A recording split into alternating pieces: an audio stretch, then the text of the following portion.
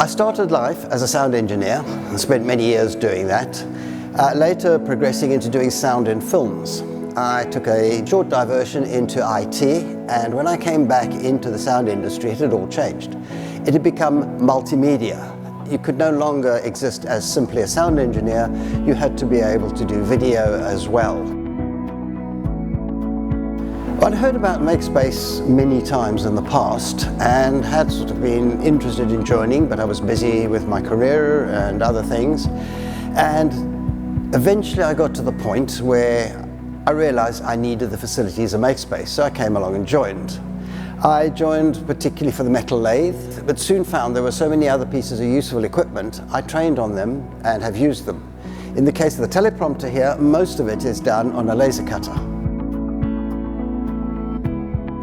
A teleprompter is a device that fits in front of your camera, and that allows the person presenting to camera to read a script whilst looking directly at the lens of the camera. The camera on the other side of the device cannot see the writing of the script, can only see the person reading towards it. The first prototype was made in cardboard. Cardboard was extremely cheap, so I could make my prototype for virtually no cost whatsoever. And I was able to make a couple of iterations of this until I got it right, hence the more flexible soft cover. When I came to Makespace, I had never done any computer-aided design. And with the help of other members, I now am competent enough to design something and take the design straight to the laser cutter and make the item that I wanted. It's incredibly satisfying to have an idea and be able to sit down with people and say, I've got this idea, what do you think?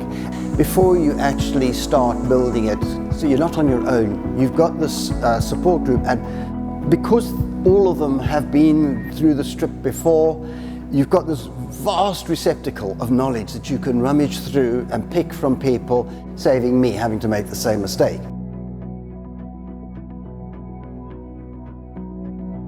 I originally came because I thought it would be fun to make things. But what I've realized, there is more of a community spirit. You're never on your own. When you're stuck, there's always someone, somewhere, who has made the same mistakes as you have in the past and learned and can pass their knowledge back on to you. This allowed me to develop a lot of skills in CAD, which I'd never done before. I'd never used lasers before. I'd never used 3D printers before. I never used a CNC router before. I'm now trained to use all of those and have therefore been able to make things that in the past would have only been a dream.